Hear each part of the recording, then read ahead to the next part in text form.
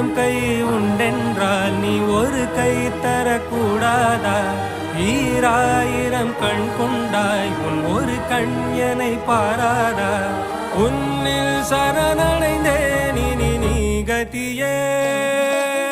பார்த்தேனே உயிரின் வழியே, யார் கண்ணும் காணா முகமே. கல்